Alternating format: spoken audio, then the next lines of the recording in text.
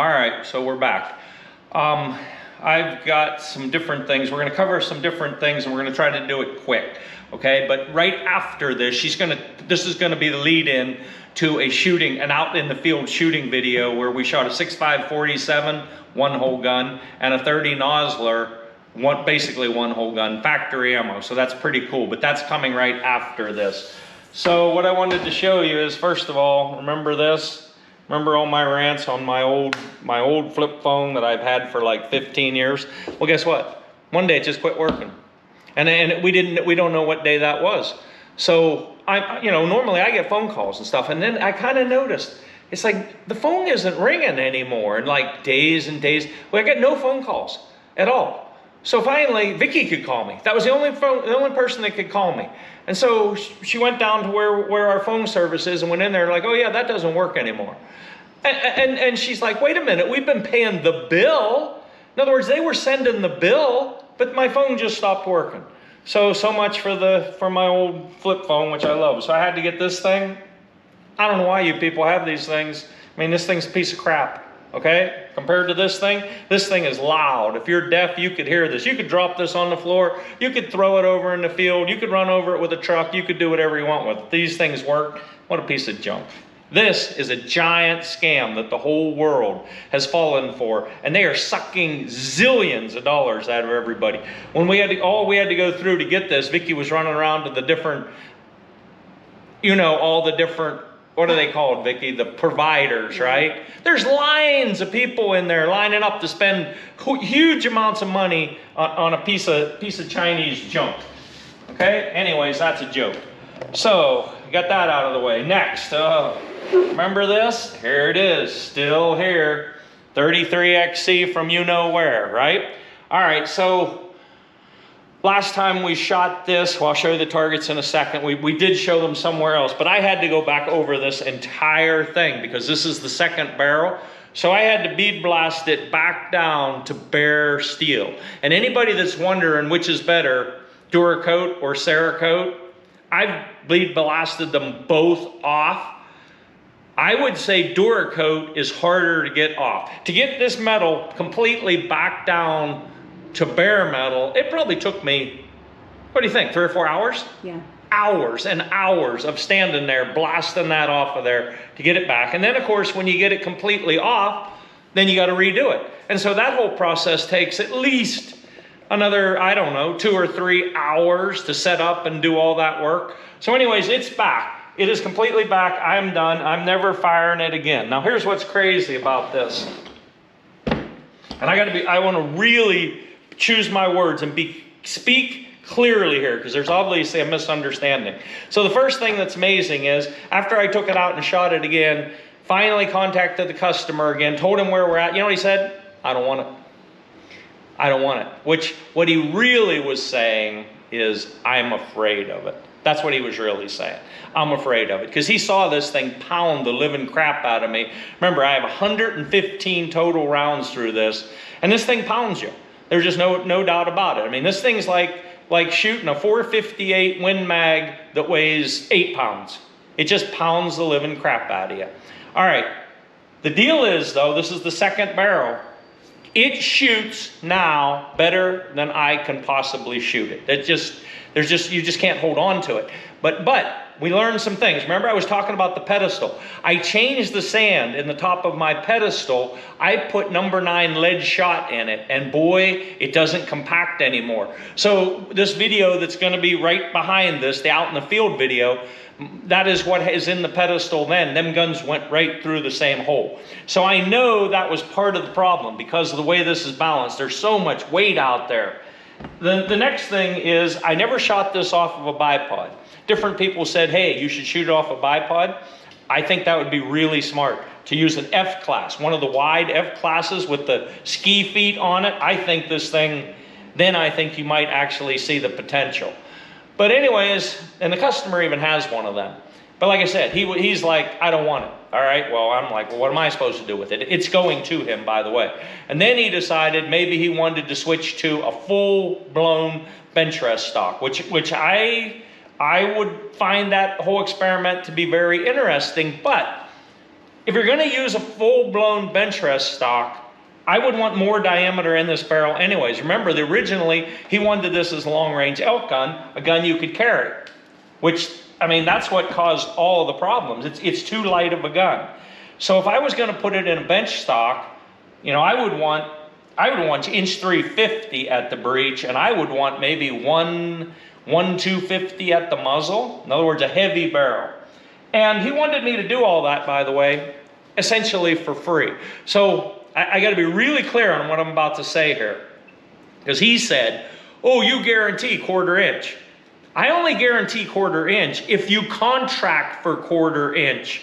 I want to be very clear on this. So if you say you call me up and you want to build a 300 Winchester, and you pick out the components, what you want. I build the 300 Winchester. I take it out to shoot it. Say it shoots .4. Well, if it shoots .4, put 5 shots in .4, I call that good. In other words, there's nothing wrong with the barrel, because that's the only reason we shoot them. I don't want a customer getting a bad barrel. And as I mentioned somewhere in this next video, that's a courtesy. We do that. That costs us a lot of time, energy, and money. We do that as a courtesy, because I wouldn't want to buy a gun and get a bad barrel. I don't want my customers buying a gun and get a bad barrel. But back to the whole you guarantee 1/4 inch. If you read our website, I'll guarantee whatever you want. You want a 33 XC that'll put 5 bullets right through that hole like that every single time? I think I can do it. But listen to me. To do that, that is basically, you must give me a blank check. You can't tell me, hey, I want to build this. I want to build this configuration, which is almost impossible to shoot. And then say, after the fact, oh, and I want it to shoot 0.2 inch, 5-shot groups at 200 yards every single time, without supplying the resources for me to get that done. I put hundreds of hours into this gun out of our own pocket. I mean, the amount of the brass work, the reloading, 3 trips to shoot it. I mean, we put so much time and energy into this gun, and guess what? I figured, well, the customer, just out of, I don't know, what word should I use here? Just out of decency, would compensate us for that. I thought he would. Nope, he's not going to. He didn't offer in any way, shape, or form. And I want to tell you why the main reason, this is the main reason why I'm talking right now about this, is gratitude. He never showed any gratitude for what we were going through with this gun, because this thing beat the living crap out of me. This was a hard challenge, and he wants me to keep going, to continue on. But not one time since the first contact with this man did he ever say the words thank you. He never just said thank you. Thank you for what you're doing. Thank you for what you're going through. Thank you for going so far and above what any normal, rational human being would do. He never said thank you. And he wanted to continue on, but no gratitude. So the thing I got to be really clear is here, if you want, it doesn't matter what you want. Say you want a 30 Nosler that'll shoot 10-shot groups into 1/2 inch at 200 yards every single time. Or let's say 80% of the time, because you're always going to have human error. But let's just say you actually wanted that. I believe that is possible. But I can't pay for that. Okay? You can't just say, all right, well, I'll buy a receiver, a barrel, a stock, then pay me to do the actual metal work, the bedding. In other words, pay me to do the gun building stuff, and then expect me to finance everything to go out and see if that's possible. Because like this gun, we're on the 2nd barrel, right?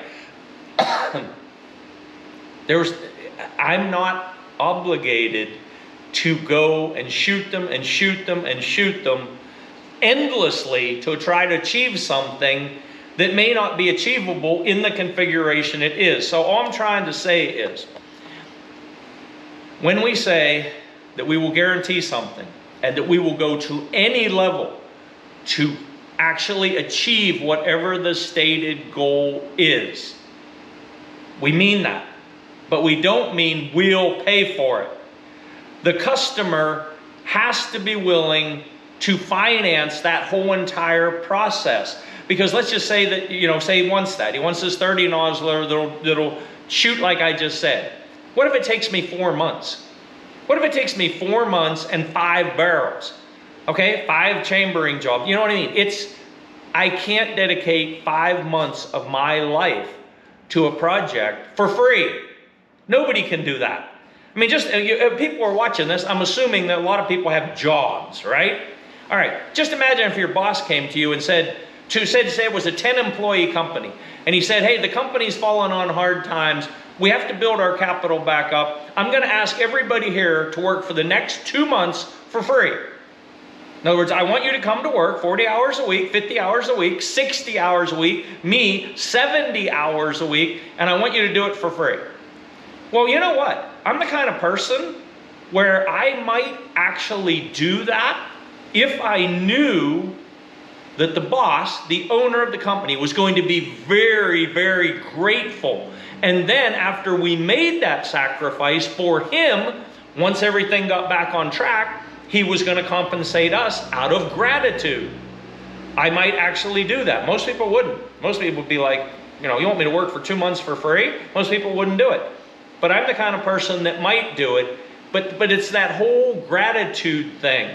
In other words, there should be a relationship that if I do something above and beyond for you, you should be grateful for it. And then you should, in some way, shape, or form, if you can, compensate me for that. That's it. I'm not going to talk about that anymore. If you want a guaranteed result, you basically have to hand me a blank check.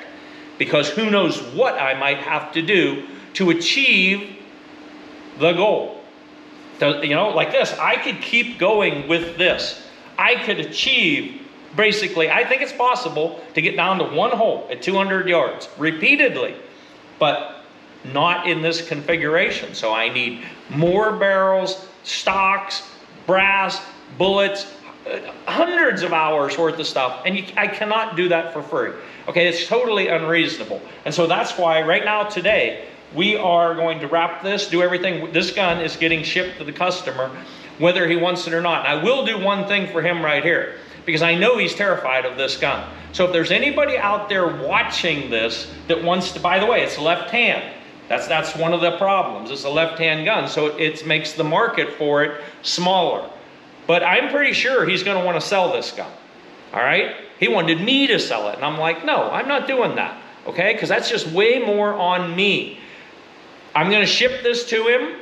And if you want this gun, contact him. Who knows? He might give you a really good deal on it. I don't know. But I don't think he basically told me, because I kept saying to him, just take it out and shoot it. Take it out and shoot it. Shoot it off of a bipod. Shoot it off of a different tripod. Take it out and shoot it under different circumstances. Shoot it at long range. See what it's capable of. And he's like, I don't want to. I don't want to. I don't want anything to do with it, which means to me he's scared of it. But I want to show you where we finally quit, just to let you see this, if you haven't. So that is 2 shots at 200 yards. So I finally got the measure of the target, 0.088. And of course, on another video, everybody said, oh, why did you only shoot 2? Because I couldn't shoot 3.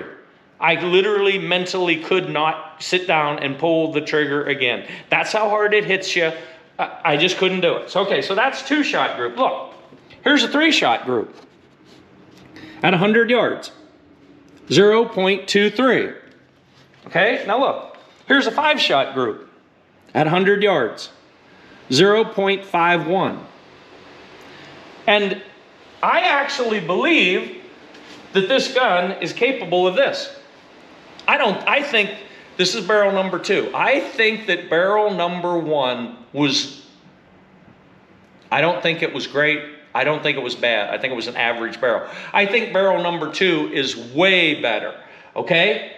And I think that's what it's actually capable of. So I'm done. In other words, I have, in my own mind, I know I did the job right. I know everything about this gun is perfect. This gun is literally perfect. And I actually believe in my heart that that's what it's capable of. Now, what I also believe is there is no human on the planet that can repeatedly do that over and over and over again. At least not under the conditions that I was shooting it. Again, off of a bipod, maybe. So anyways, that's it for the 33XC. She's gonna put this video, what we're doing here right now, on the front of an out in the field video when we shot the 6.5x47 Lapua. It's super cool.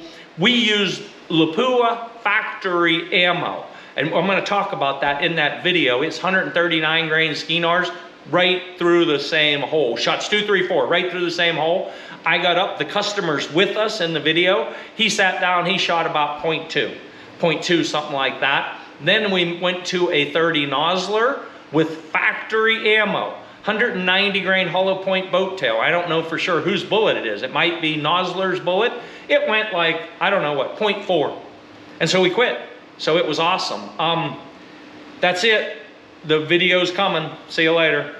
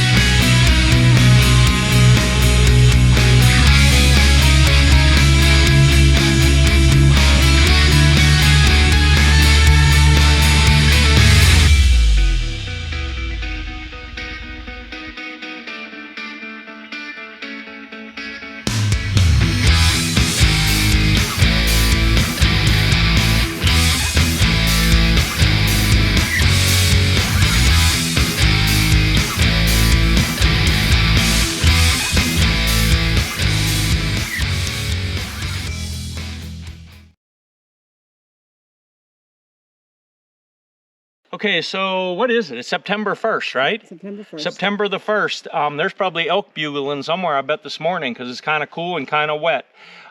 We are at the same place we shot last time, but we came a different way. 62 miles. I set the tripometer whenever we drove away. But hauling up, there's a big mountain between here and there. Oh my God. I miss pulling my diesel up over there, that's for sure. This is brand new. Show them. 6x47 Lapua, 292 neck.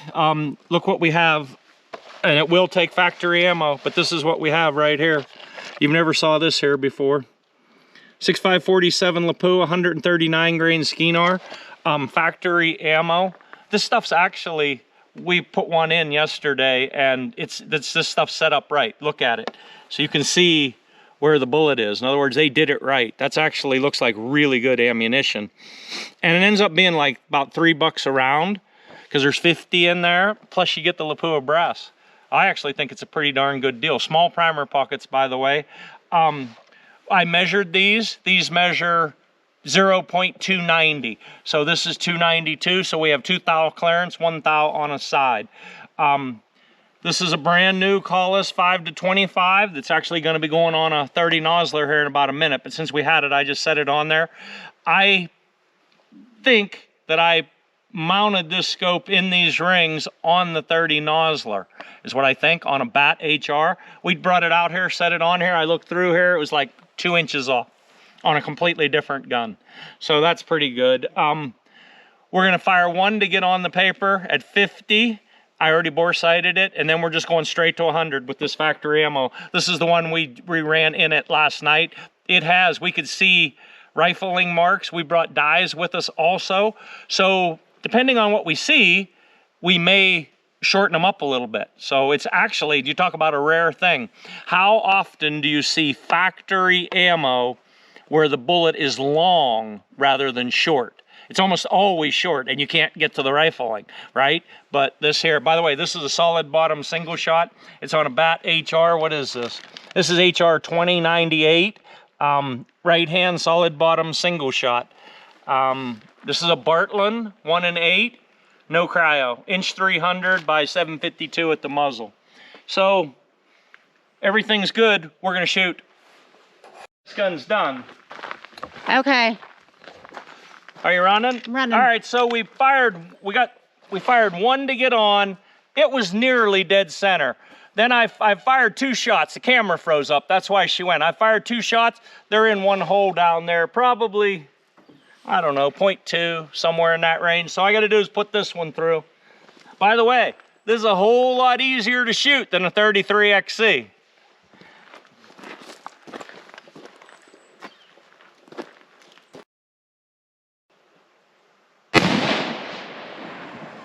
Wow. Wow. You got to see that. We're going to have to all walk down. So here, Vicky.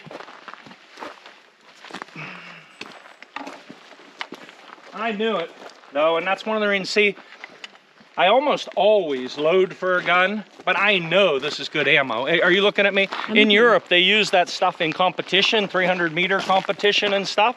And even though I never shot it, I know it has a super good reputation. That's why I didn't load for a gun, because I actually can't remember a gun I didn't load for in a long time, unless it was made for factory ammunition. So anyways, he came all this way. By the way, this is Robin, and it's his gun, and he came all this way from Oregon, and I told him we'll probably shoot 3 shots and then you can go home, because he has to get back over because it's Labor Day weekend. Anyways, here, show them where the first one went. So, again, I had that gun, I had that scope, I set that scope up on a different receiver. And then I just set it on there, and it went right through there. I mean, that's uniformity. That's uniformity in the Badger rings and in the bat receiver. I mean, that is really, really uniform.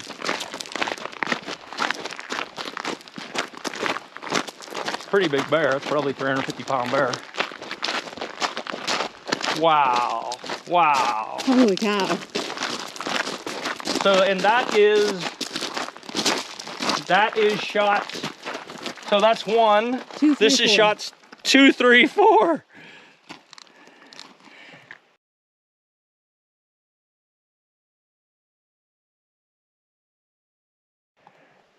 Anyways, that's when you get everything, and I see, I kind of told him that. I said, when you're building a gun, you can tell, kind of. It's not guaranteed, but you can kind of tell. You get a feeling for how the receiver feels. You get when the barrel's in the lathe, whether it's spinning on center, you just kind of get a feeling for stuff, right? And I knew this was gonna be a good one. Now, I'm not always right, but I'm right about 95% of the time. Anyways, you can't, for factory ammunition, you could not possibly ask for better than that. So Vicky, we're gonna go back and clean the gun, take that down, put the data on it, and then you can just take it. You can take it with you. We better take a picture of it. Yeah, take a picture of it.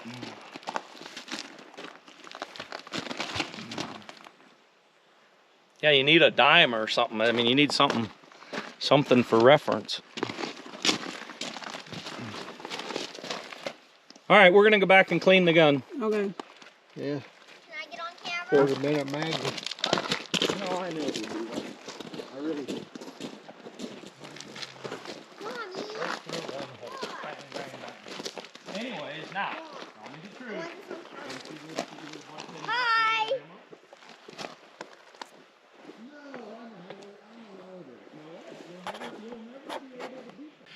Here's the thing, if you're actually gonna go full-length sizer die, which is absolutely a good idea, then order a custom die and get it made right. And that way they'll just go in like nothing. You hardly even feel it. And they'll go right back in the gun. Are you running? Yep. All right, we want to show you something. Come here. So first of all, here, hold that up. So which way was it? It was this way, wasn't it? Yes. Yeah, So I want you to put the thing on. Here's the deal. We're talking about different stuff here. So the numbers were, the fouling shot was slow, 26.96, but then it went 27.27, 27.13, 27.24. And we were just talking about that because he's like, I'm like, don't you wish you'd have bought more of that ammo? And he's like, no, he wants to hand load. Well, I bet he will be able to run the velocity up. He'll probably get over 28, maybe even to 2,900 feet a second. But look what he was about to do. So this has you need to come up here. So this has a 292 neck in it, and he wanted to measure what once fired brass measures. So it measures 290 and a half. So not even quite 291. There we go. So look at me so they can understand what's going on here. So it has 292 in it. The loaded ammo was 290. So when it went off, it expanded up to 292, but then it snapped back. Let's just call it 291. So he could load those again, assuming they'll go back in, which it's very easy to find out. Give me one of them. Here, don't get this dirty. Hold that. Let's just see something. Okay, watch. So look. Yeah. So see, it went back in like nothing. So he could, there's many different things he could do, but he could knock out the primer, clean the primer pocket, put a new primer in it, put powder in it, and seat a bullet, and that's it, nothing else, and put it back in there and shoot it, because it went back in like nothing to it. So that's part of the beauty of running. I wouldn't really call this tight neck, but the neck is really matched well with the brass, the loaded cartridge. So that's part of the advantage. All right, he's decided he wants to shoot it, so he's going to go ahead and shoot it too. What? What bushing with that 290.5? What bushing would No, I never do that. I have all the bushings, and I take the bushing and I try it and try it and try it. And so the first ones drop over, then it starts to get tight, right? And then you'll get to one where you could force it on, but if you forced it on, you might not get it back off. Then I go 1 or 2 below that. That's the way I do it. I do it by feel. I don't even measure them. I have no idea what the numbers say on them. I just reach over, because I have them all, right? I just start pushing them on. But here, give me that. It would be really easy to guess. I mean, obviously, a 291 will drop over it. So a 290, it would probably spring right back. So, because this says 290.5, right? So 290, it would probably spring right back. So it would probably be a 289 or a 288, depending on what you're going to use it for. If it's really like, say you're going to go rough duty hunting, I'd want a little more grip on it. Right. But anyways, that's it. So it actually turned out really good. So he's going to shoot. All right. Hand that to her. I don't want that to get dirty, and she has to put the information on it. Here. And here, these are yours.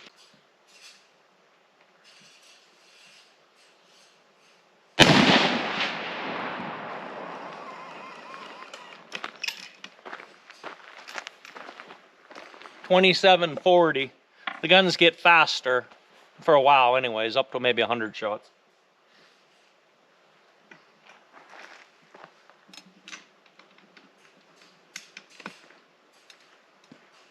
Do the same thing. Slide the gun forward and backward till you get it so it's tracking the way you want it to track.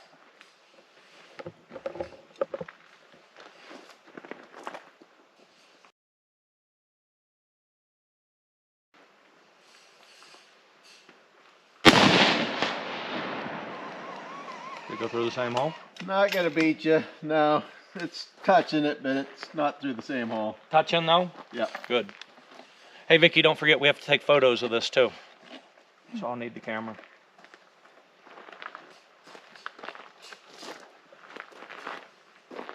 It's a lot harder to put them all through one hole than what people realize. Yeah. And I haven't been shooting much lately. Well, put this one dead center between them two, and it'll look smaller.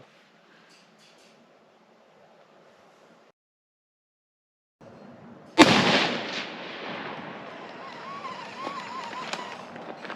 it go through one of the holes? Yeah, there's only 2 holes down there. There's only 2 holes. Cool. We had to walk down and look at that one then too then. All right, let me see something. Oh yeah, let's walk down to that one too. We might as well walk down. You got to change the target anyways. Okay. There you go. Come on. So again, that ammo here, I want to show that ammo again in case anybody else wants to build one of these, because this, to me, if you want to shoot factory ammo, I mean, this is definitely one of the best options there are.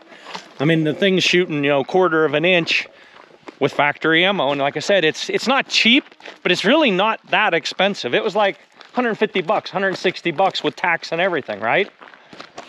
Wasn't it? Do you remember?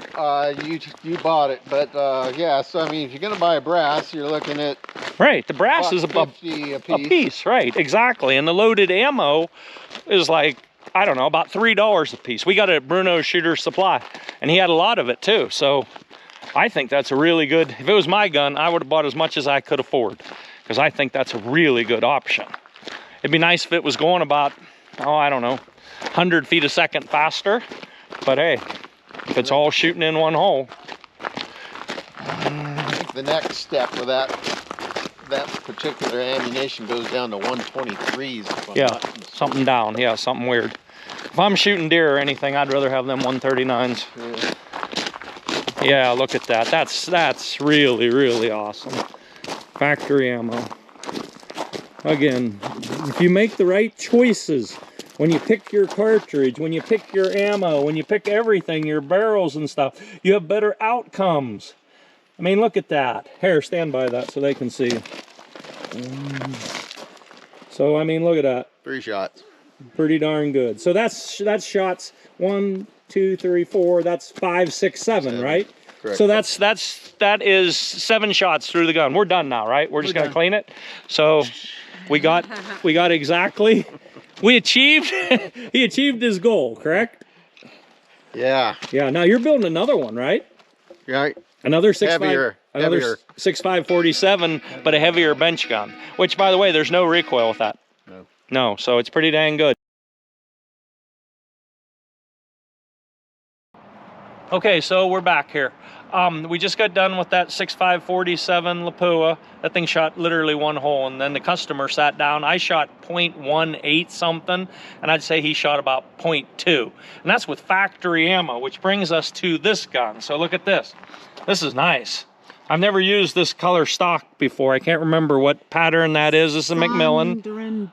What is it? Sonderin Bush or something? No, I don't think. You'll have to go and look it up. But anyways, this is a 30 Nosler, left hand 30 Nosler, solid bottom single shot.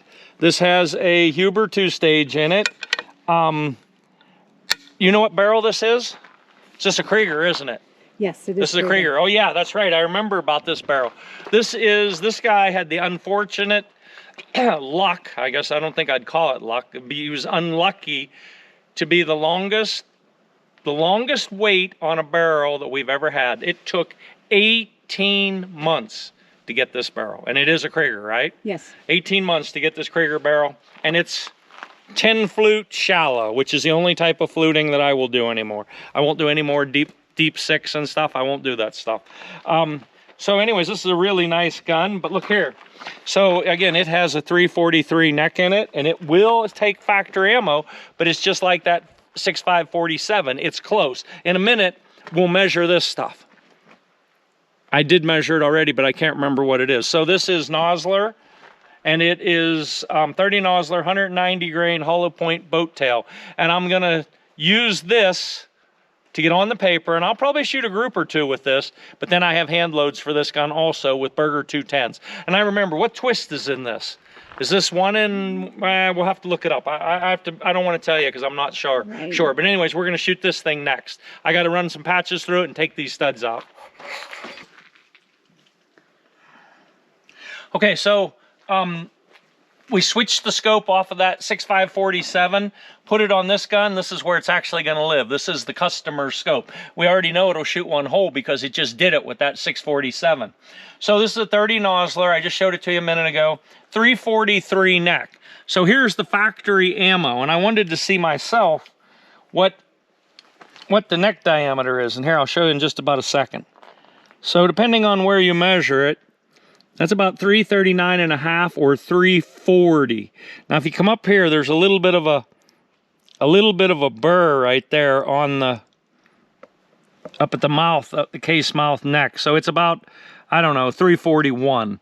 So anyways, it's going to be very close to the same thing as what it just was with that other gun. You're going to have about 2 thou total neck clearance, 1 thou on a side. And in a minute too here, because she didn't get it, but this is what the factory ammo looks like. And I got to tell you something. Look how stupid that is. That bullet's shoved way down in that case like that. I mean, that bullet should be way out here. In a minute, when she gets the other stuff out, the hand loads out, I'll put one of my hand loads with a Berger 210 beside this and show you. But the only reason they do this is to try to make it fit in a magazine box, which is just stupid. This is a 30 Nosler. It really should be shooting Berger 210s or even Berger 245s, and they should be long. almost 4-inch long cartridge. And again, this is a solid bottom single shot, so it doesn't matter. That's part of the beauty of building single shots. So what I'm gonna do here is, I'm gonna fire, you can just take these away and set them over there, Vicky. I'm gonna fire one to get on the paper. I already bore sighted. Oh, by the way, so we lifted it off of that other bat receiver, set it on this bat receiver. It was within about 2 inches. So I'm gonna get one to get on, and then I'm gonna shoot 3 at 100 yards with this factory ammo. That's what's next. Okay, so I'm gonna use one to get on. One to get on the paper. Factory ammo. By the way, it went right in. Okay, you ready? Ready.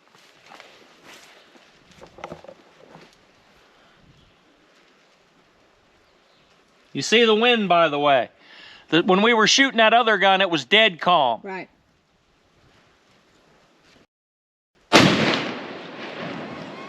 About 1 inch low, 1 inch left. So remember, just click to the bullet hole. Okay. And that one across there, 31, 31. Holy cow. Quite a bit more recoil, did you notice?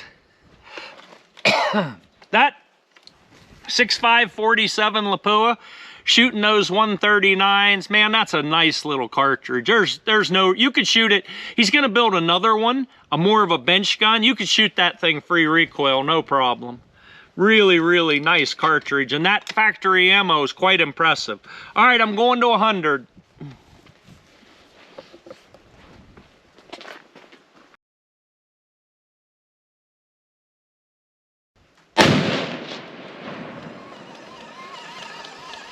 Where are you at?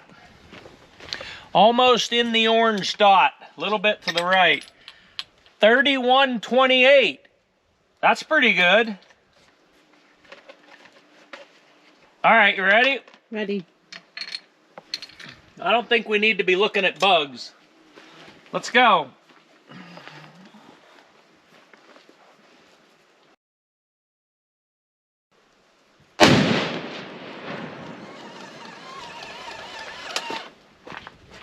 Touching.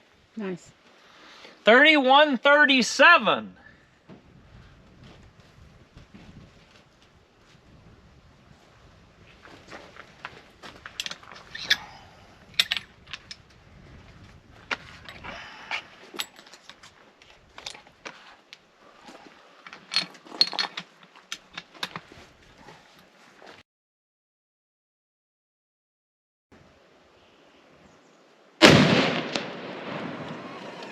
Wow, where are you? Holy cow.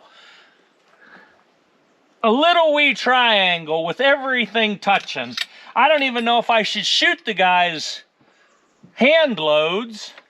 I mean, that's gonna be, well, we're gonna walk down. That's gonna be, I don't know, 0.3, 0.4 with that. By the way, good numbers. So, 31, there, can you see it? Here, hold on a second. Now that first one was the fouling shot. Here, I'm having a hard time. Can you see that? Yes. So 31, 31, 31, 28, 31, 37, 31, 18. Wow. So holy cow, this thing shoots. I mean, this thing really is gonna shoot. Well, let's walk down there. Hey, Hilo, come on.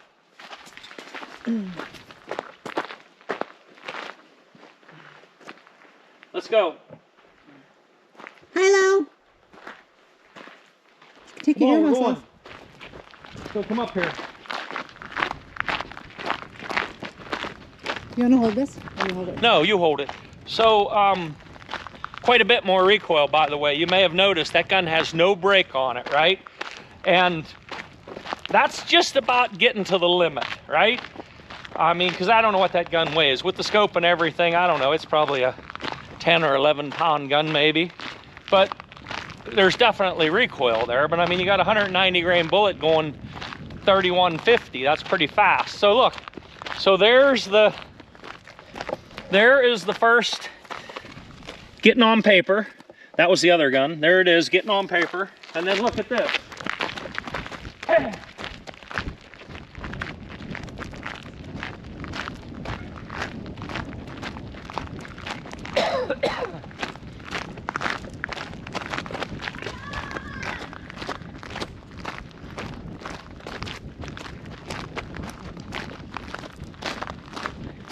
Wow.